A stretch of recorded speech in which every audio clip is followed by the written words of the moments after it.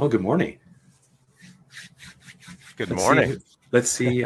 Let's see who shows up. I can hear you fine. Hopefully, you can hear me fine. I can hear you just Welcome fine. to the Yeah. channel. Let's go to and to see if we got. It takes a while for people to kind of come and join on. And I know this is early, but we got some good stuff to talk about today because we yap on the phone. So I'll introduce Rob. Rob is a mortgage broker in Guelph, Ontario, and we've been good friends for it's been 10, 12 maybe years 10 years. now. Yeah. And Yep. we met online. It's so funny.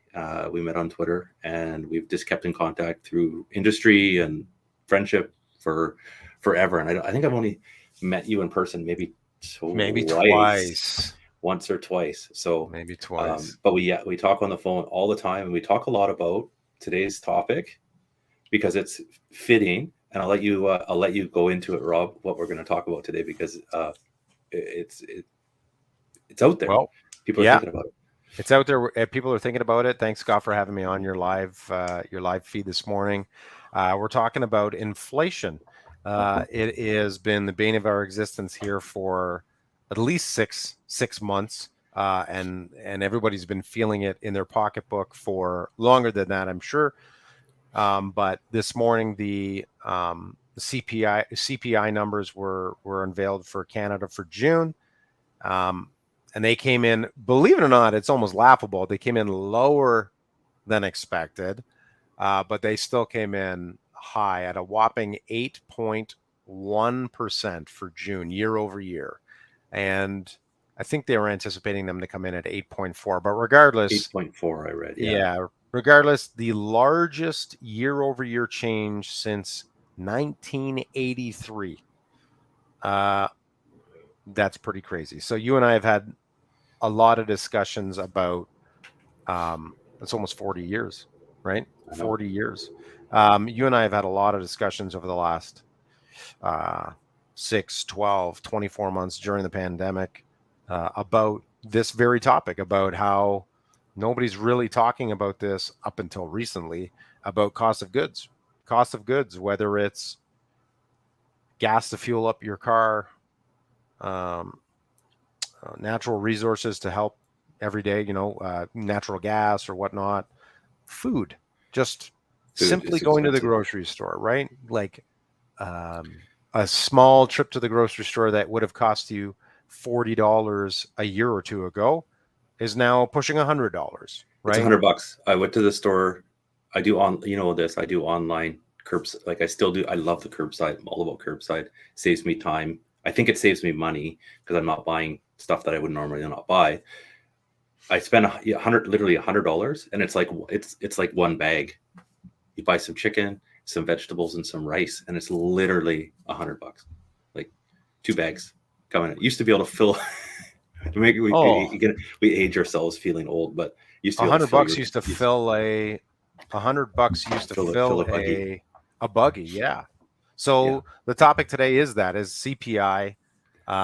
It is a reality, and it, you and I've been predominantly you have been talking about this more than me, about the question of, and maybe this is a great segue for you to start talking a little bit about this. Are we ahead of the worst of it now? Like, these numbers are what's the term? I'm lost for words. These numbers are like lag measured, kind of, right? After the fact. It's in the past, right? It's so showing. Are we now ahead of the worst of it? I think so, but again, it's not going to start going back down, right? Like, it's here. This is it. Will it get worse? I think we're over that. I think we're either at the pain, max pain in terms of inflation, and it will start, but it's not going to come right back down. It's still going to be tough out there because it's already, we've talked about rates on when we talk about Bank of Canada and the rates and it's pricing in, if you were following the market, right? I mean, I'm by no means, I would say I'm an expert on the market, but we're still going to be seeing raising interest rates come September. So just because the price of, the price of gas gets a little bit cheaper or stays the same, or groceries are staying relatively flat, people paying for a mortgage or paying a line of credit or a bank like car loan or something that with these rates change are still going to feel. And that's where I don't think people are at that. And I know you as mortgage brokers, like people, It hasn't sunken in yet. It hasn't sunk in yet. No. It hasn't sunk in yet for stuff because that's what's going to get hard. So what do we do, right? We talk about all the time things that we do, and I it blows my mind that, and I've talked about it on the channel with saving money, and I consciously really did it starting back in March 2020 because I had moved to a new city, switched jobs, that didn't, and then all of a sudden that's gone. So what do, right? You adjust, and you don't go to restaurant. Like, well, you couldn't go to restaurants at the this time. is the big funny thing. The big joke is people laugh when financial people, countless blogs and videos and Dave Ramsey and whatever you want to talk about, don't buy coffee out, save the money you're buying coffee. And it's, I think more now you and I use this coffee idea as you take a sip of your coffee. It's more of a metaphor for thinking about it more than the actual coffee, right? Like the coffee is $2-3 a pop, a shot. You're doing that assumably 2 times a day. It's $4 times 5 work days in the week. That's 20. 10 weeks, that's 200. 50 weeks, that's $1,000 just on the coffee. And that's been laughable, right? To say that, wow, it's only $1,000, but like, what's the big deal? Well, if you take this concept, and I'll toss the mic back to you, and expand it to everything, like just not going to restaurants anymore, right? And this is something you had talked about in the past when you did move. So you start to view these things differently when you get into these habits, when you change your habits. Yeah, I think you realize how much money people I was wasting, right? And there's better ways to do it. Not that I don't think you should have zero entertainment or fun, but if everybody has you got to spend your money on something, right? You need some kind of vice. If that's one thing for you is coffee, then or going out for dinner, sure. But it becomes, it's because as we're seeing with the prices, like I look at thinking, because I have the background in cooking too, right? So it's maybe a little bit different, but go to a restaurant and what you get. And by the way, I'll keep it super clean. We're not crapping on people who are small business owners that own restaurant. Like we are both self-employed. We understand and we support small business. However, go for it. But there's ways that you, instead of, go for like pizza, right? Why not either or get it maybe once a month, maybe, or make it yourself. Like that's how I think, because I always kind of go like, okay, this pizza is going to cost me $60, and I'm going to get an okay pizza. There's some great pizza places though, right? But sure, you can order in pizza and it's going to cost you $60 for 2 pizzas. And I could make this. I always think I could just make this at home, have a better pizza almost for 5. And 10, because this, 10.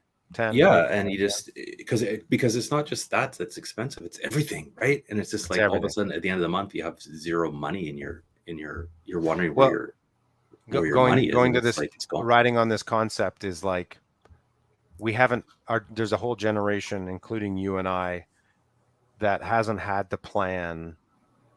Whether it's finances or whether it's on this topic of CPI and buying things, we haven't had the plan because costs have been so low. Whereas now, if we use this pizza scenario, because we totally unscripted, but I'm gonna roll with it. If you have your favorite Italian pizza place in town, and I'm not talking about Domino's or Little Caesars, I'm talking about like wood stove, real Italian pizza.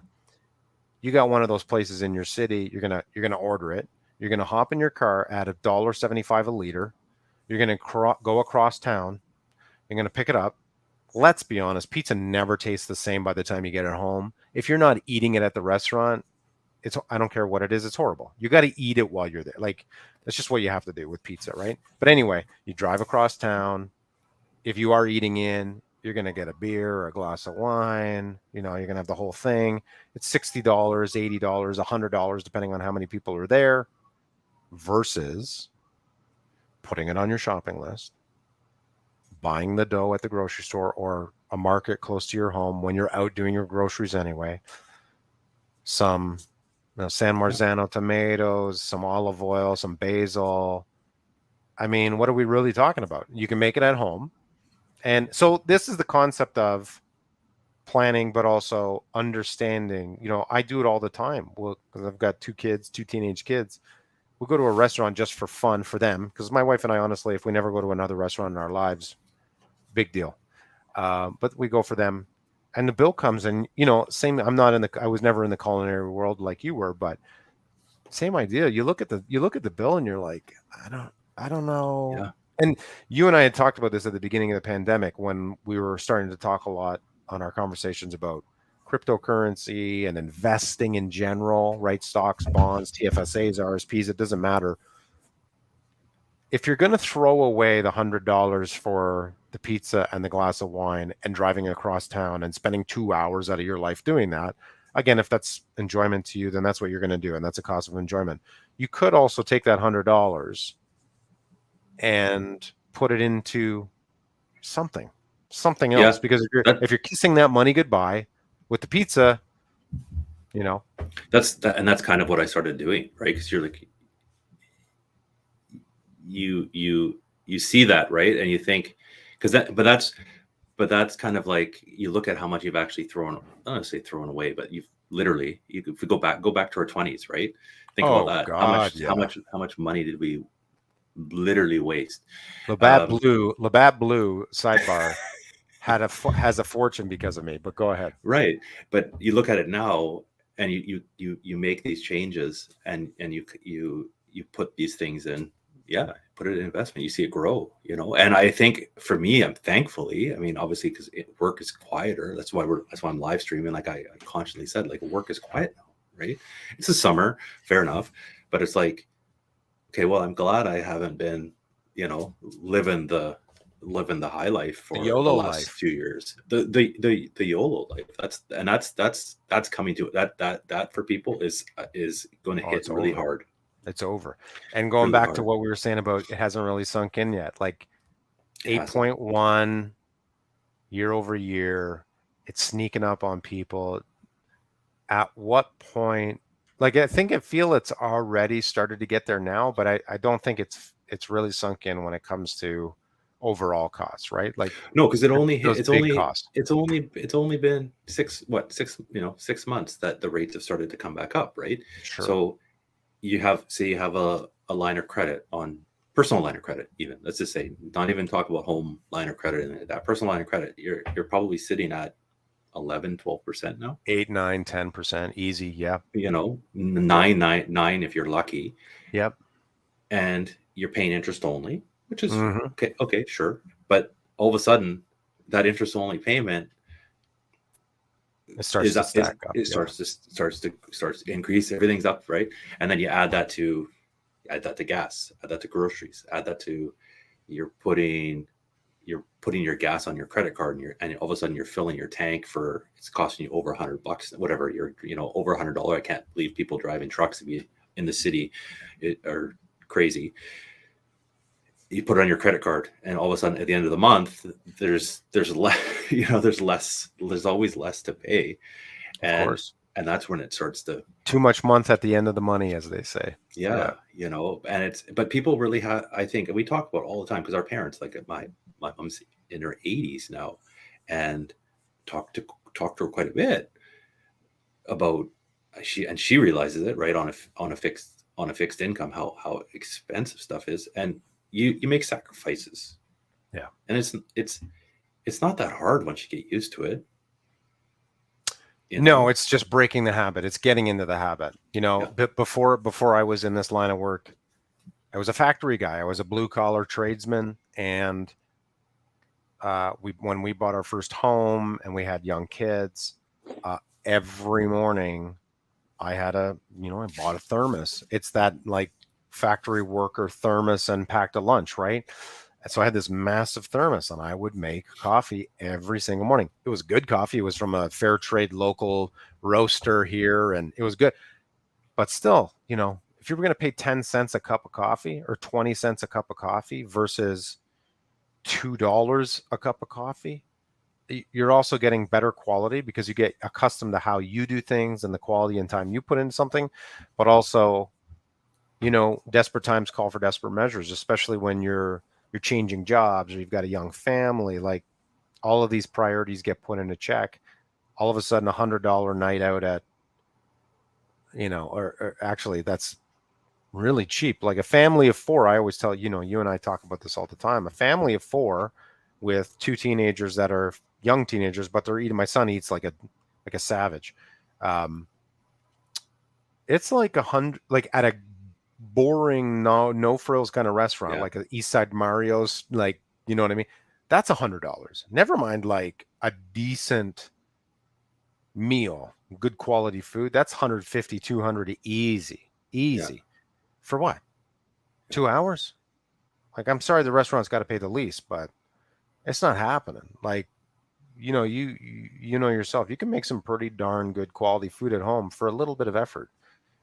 You don't have to be Gordon Ramsay swearing as you're chopping up onions. You can make a decent meal. Like, you can make a decent meal with leftovers at home. So you can manage. So let's talk about gas. Like we talked about gas prices. Isn't gas pricing funny? It got up to $2.15 here in Ontario. Yeah, it was about that. And now it's down to about $1.75. And the psychology is amazing. People think, oh God, we got a break. Yeah, let's go drive more. It was $1.20 before. Now it's only $1.75 instead of $2.20. Well, yeah, but it's still insanely high. It's still insanely high, you know. But it's and it's I don't drive. I mean, you know this. I don't drive as near as much as I used to. I maybe put $40 in every month. Like it's very rare. Very rare, yeah. It's almost like for me, March 2020 is kind of like the preparation for all these terrible prices. No kidding. It did. I shifted everything, right? Shifted everything. Work completely 100% from home. No more commuting. Work. No. I haven't eaten. I've taken stuff to go at restaurant. Like obviously, I shouldn't say I don't eat out, whatever else. But the odd time, like I'll go through the drive-through to grab a breakfast sandwich or something like that, right? But going out and dining out, we actually went out for dinner about a month ago, roughly. There was a friend that was in town from Toronto. She came into town. That was the first time I was in a restaurant since December of 2019. Whoa. Did it feel weird? Yeah. Did you forget how to order? You were like, what do we do? It was funny because one of the people there, we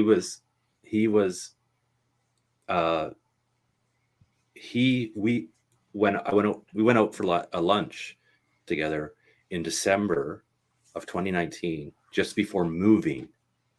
Okay. So it was the same, and so that was the last time from December, because moving obviously then March, whatever. Did you go to the same restaurant that you did in December?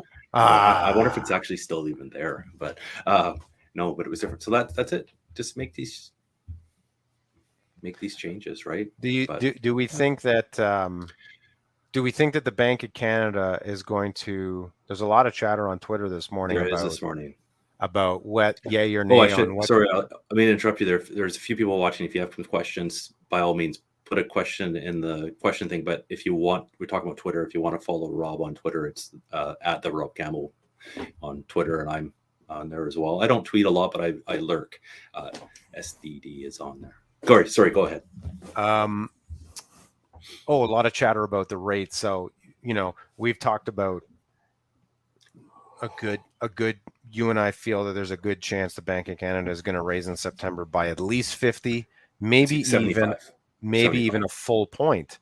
And there's some chatter online this morning about like, why would they do that? Like, clearly inflation didn't come in. It's so crazy, it didn't come in as expected.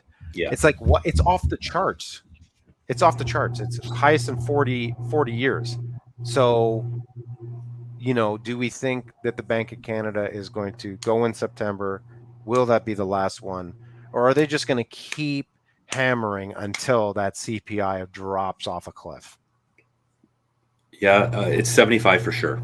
I mean, not certain. Didn't say for sure. Nothing's for certain. I'm not by any means, but I think it's priced that that's going to happen. They were late, right? They were late to start raising this stuff, and they got it. They're finally, I think, maybe getting ahead of it a little bit, or the perception of them getting ahead of it is maybe, and then I think we'll see 75,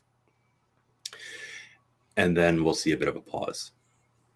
Because people, again, it's lagging, right? We're just lagging. Seeing, it's a lag measure, and people aren't quite feeling that pain as much as they should, right? Everything outside, everybody's still acting like they're complaining about higher prices, but they're not doing anything about it for the most part. And those bills haven't started to come in just yet with these aggressive rate changes. With the new rate, they're right? just going to start coming in. Exactly, it just happened. So you're going to get that notice in the mail that, oh, hey, your variable rate mortgage is up 1%. 1%.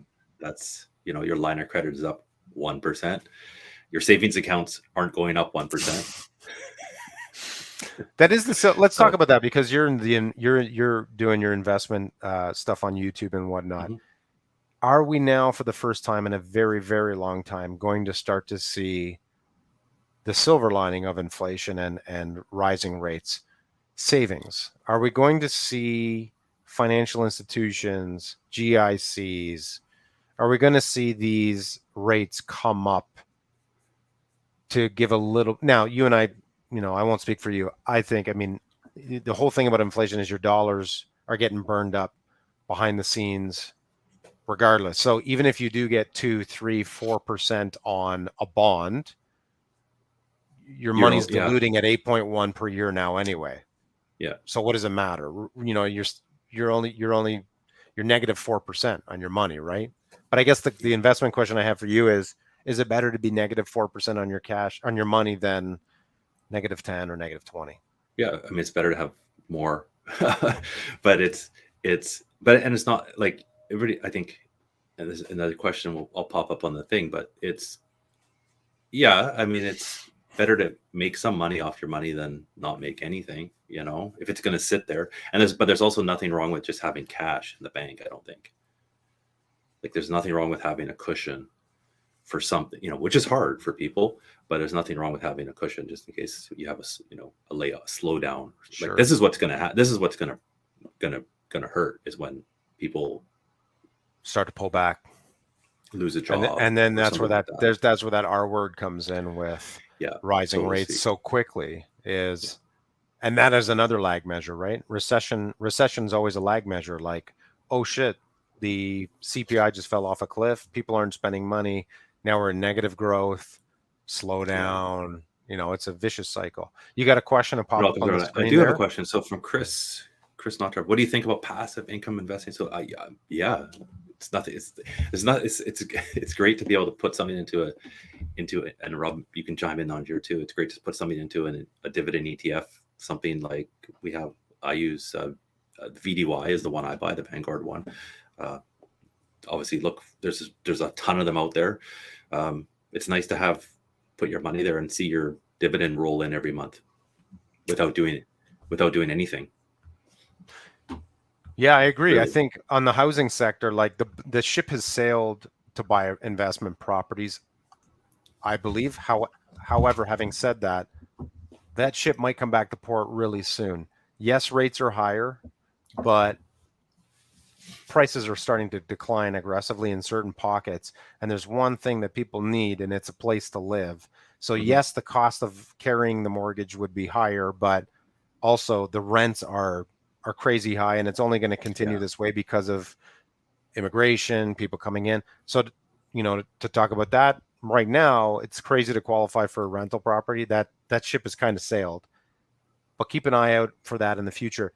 And then on just like what you said, Scott, geez, what if it's $2.50 a liter or $2 a liter or $1.50 a liter, you're still going to need to buy gas.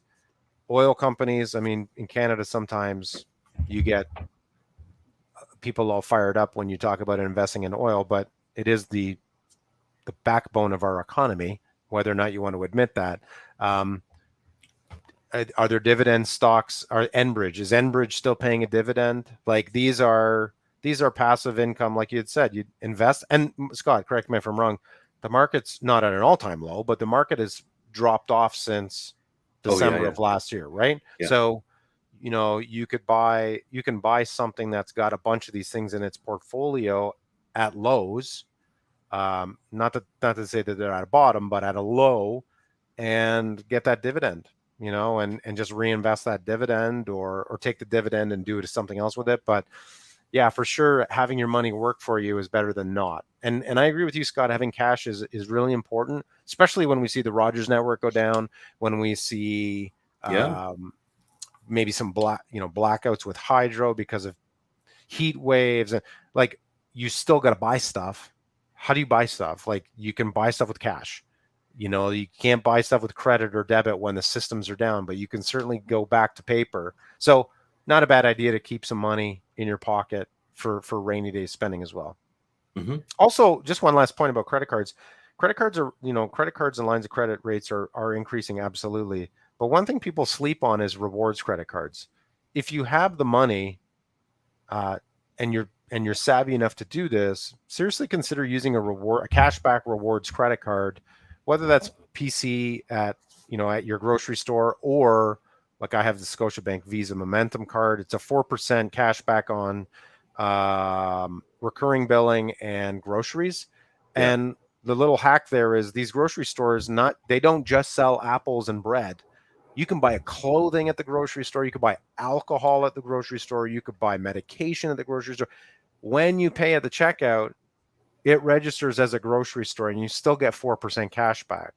So if you have the money, man, that adds up. I think ours is November to November, and I think already we're at $600 or $700 so far, and we're not even near November yet. So it'll be $1,000 by the end of the year. Yeah, I use the Tangerine Mastercard, and they do the same thing. It's 2%. If you do the cashback on, I could be wrong here. If you do the cashback and as a deposit into your Tangerine account, like instead of paying, you can choose to either have it go back to your bill as a credit, or you can have it go to your savings account. There, you have it go into your Tangerine savings account. You get 3 things that are 2% cashback. Wow. Groceries, you can choose the categories, right? So nice. So you have some options. Groceries. I have gas, I think, which is kind of silly because I don't spend a lot. I use my card for groceries. That's all I really use it for. But on that note, like with points and stuff like that, this is a good idea. Actually, Justin, PC Points buys wife and I a new phone every couple years. I never thought of that because I have PC Financial, not a PC Financial, Superstore President's Choice. Sure. Whatever those points are. Wow, never thought of that. What a clever idea. That's a good idea because they have that phone store there. I didn't actually realize that. That's an excellent idea. I didn't know that either. You could redeem points if you buy the phone at the booth in the store. Man, that's a good idea because that adds up. Like you can obviously back to the groceries being expensive. You can get $100 pretty quickly. How long before they change that point structure at PC for dollars spent on groceries for points rewards? Well, they have a thing. They have some good rewards. Now, I'm not a huge rewards program person, but PC has, because I do the curbside, right? And they normally would charge you $5 to add it to you if you do a pickup. But they have their like plus program, or whatever they call it, and I think it's $30 a year, and you get free pickups. They don't charge you the pickup fee, so you can pay for itself. So you can pay for itself times over pretty quickly, because I usually get groceries once a week, sometimes even twice a week. And because there's no charge, you might go, oh shoot, I forgot something, I'll just order this and then jump up there. But they also give you with that plus thing. I don't know if Justin, you probably know this because I think you kind of knew this points hack before I did. But if you sign up for their plus thing for $30, you get bonus points on their products. So I usually look at a lot because the PC products are really good.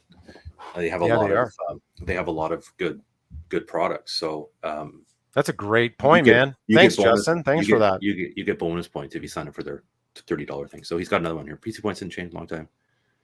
Yeah, you can't buy gift cards. You used to be able to buy gift cards with it. I think there was scammers or something involved with all that. Sure.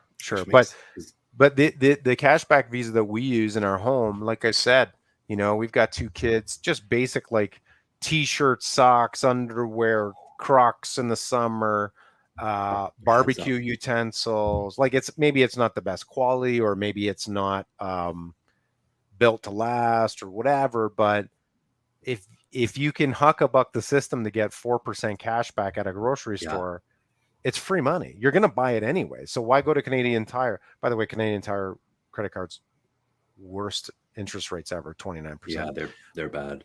But yeah, why not get cash back? Because you're going to the grocery store anyway. So you might as well do that, right? Adds up. It does add up.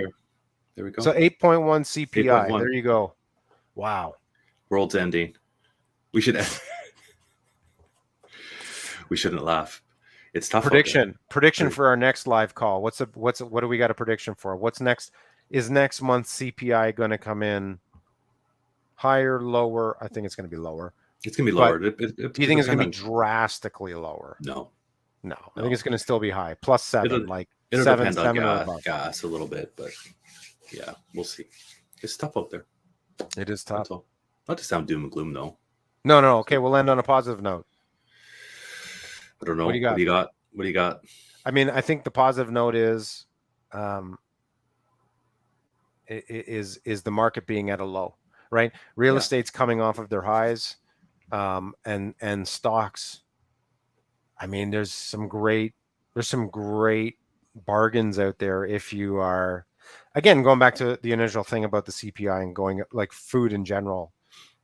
If you're thinking about going to Montana Steakhouse for a really crappy steak and fries, consider buying the steak and cooking it at home on the barbecue. Remember, you want high heat, turn every 2 minutes, take it off the grill at 140 to 145 and let it sit so that it keeps climbing, and then eat it. Salt and pepper. You don't need anything crazy. Don't put any sauce. If you put sauce, don't cook a steak ever again, okay? Do yourself the favor. Instead of spending $100 at Montana Steakhouse, spend $30, eat at home, take the other $70 that you were going to waste and put it into something. I think that's put it away. Don't give it away. Put it away. That's my silver lining. There we go. So I think we kind of touched on this a little bit with low employment. We were talking about this before we got on the air. What's your thoughts on crazy times with high inflation and such low unemployment? Man, that's a really good question. I have never seen in my life, and I was talking to a financial planner who's in his 60s, and he has never seen in his life a time where so many jobs are out there and looking for people to fill those positions. That's a really good question. And I don't know the answer to that. I don't know. Yeah. I think inflation, it's been around for a little while, but it certainly hasn't helped with the invasion that's happening in Europe and the trickle down of oil, gas, financial, supply chain, China closing down cities, containers costing 5 times as much as they did 2 years ago. There's all of these things in there, plus shortage of staff. And I think the shortage of staff thing is going to change within the next 6 to 12 months as immigration continues to open up. Because remember, new to Canada, people coming from other countries, coming to Guelph, coming to BC, Vancouver, most of them are just looking for a job. And most of those jobs are general labor jobs. And there's a lot of those general labor jobs out of there. So I think that positions are going to get filled and supply chain is going to increasingly get better, at least locally. But I have no idea what that does with pricing, right? Because remember, the vicious cycle of higher goods means higher wages are required, means employers have to increase pricing to match up with higher wages, which means the consumer's spending more and they become less cash rich, which means their wages have to go up. And that's not a 1 or 2 year cycle. That's multi-generational. But it's the reason why your mom and dad made $1 an hour when they started working. And now we're making $15 an hour. And it's not It's not weird to think of 20 to 25 to $30 an hour as a minimum wage in the next 20 years. Like that's just the vicious cycle of the beast. So I don't know. I think inflation is going to slow down because people are just going to stop spending money. I think so too. Sorry, Justin's asking this other one. Average age in construction will be about 35 in 5 to 10 years. Housing prices will go way up even more. I don't know about the house price thing. I guess eventually, right? Housing. I mean, we're in the housing, so yeah. I think I agree with the, when I was in the trades before I got into mortgage brokering, there was, and it was the same in culinary, I'm sure. There's always been a gap between, and they were talking about this years ago, 20 years ago. There were shortage. They were talking shortages in trades when I was going through my apprenticeship. Right. That was 80 years ago when you were going through your apprenticeship. I know, when I had hair. Yeah, me too. And it was dark. So there's always been that gap. When I got into the trades, I was 23. And so it's 20 years ago. They were talking about it then. Oh, all these guys are retiring and there's nobody. And that's still the case. So anybody watching this that wants to take advice, and it's not financial advice, if you have kids that are 15, 16, 17, 18, don't worry about, maybe go to med school if you got the money to send them to med school, because obviously there's a shortage of doctors as well. But pipe fitters, electricians, HVAC, I mean, anything that a robot can't come into your home and replace and do is going to be a fantastic career, because the sky's the limit. Not everybody that's ever going to be watching this is going to be able to replace a gas pipe going to their furnace. And I'm pretty handy, and I don't want to touch that. You always have to get somebody in to do that. So I agree with you on the age in construction. I do believe houses will continue to go up over the long term. I don't know if way up is just not as crazy. Cards. It's not. I mean, it's been unrealistic the last 2 years, so we've got to have some neutral time ahead of us now. And this makes a good point. We can kind of almost end exactly end it on this. Yeah. Decades of saying you have to go to university to get a career is coming back. Oh, I mean, I've been agreeing with that for 20 years. Yeah. I mean, if you don't want to be a doctor, a lawyer, a veterinarian, something of the like, I think a gap year or two after high school is really important for students, because it allows them to get into the real world, serve you your crappy steak at Montana's and say, man, I don't want to do this for the rest of my life. And then they really focus on what they want to do, instead of you paying their university bill and them coming home after their first year going, yeah, I don't want to be a basket weaver. I don't think I want to keep doing this. And you're like, we just wasted 20 grand. Okay. So yeah, I agree. I decades of pushing people into university for basket weaving instead of making it acceptable for people to understand that being a cook is a noble trade. Being a machine builder is a noble trade. Being a gas pipe fitter or a plumber or whatever. These are great careers that a lot over the last 20 years people have shied away from. The white collar dream, right? Folks, I'm here to tell you, I'm not even wearing a white collar today, and I haven't worn a white collar in quite a long time because of the pandemic. It's not all it cracks. It's cracked up to be. So yes, trades are always a good option. I think we'll end on that. Let's end on that. I have one last thing from compound investor Buffett. Has always $20 billion in cash. It must be nice, right? Is this a good idea of cash reserve for most? Always. We've talked about it a little bit before. Nothing wrong with keeping some money in the bank. Try and save some money. I would say this: make sure before you keep in cash in the bank that your debts are zeroed. Yes. Especially at 20, 25, 30% interest on rewards cards, credit card. Oh, goal numero uno: pay your debts, get your debts cleared up. Period. Whether that's a velocity style repayment or debt snowball, whatever the flash term you want to use is compounding those pay downs. Get to zero, then have cash in the bank. There you go. Because yes, I agree. Always be ready for a bargain. That's it. We'll end it here. Just before we go, though, thanks, Rob, for joining. I always appreciate it. It's always good to chat. We should do more of these. Hopefully, we can do some more. Hopefully, we get some good feedback on this. And some comments, people join in. We'll have to figure out the time. Maybe not so early next time for me, but we'll figure that out. But thanks for joining. Now, if people want to, there's viewers I know from the channel that are back east, and if people are in Ontario or close by to you in Guelph and they need help with a mortgage, where would they go? TheRobCampbell.com. So TheRobCampbell.com, or you could just Google Rob Campbell Mortgage Broker. I'm all over the Googs. I'll put a link.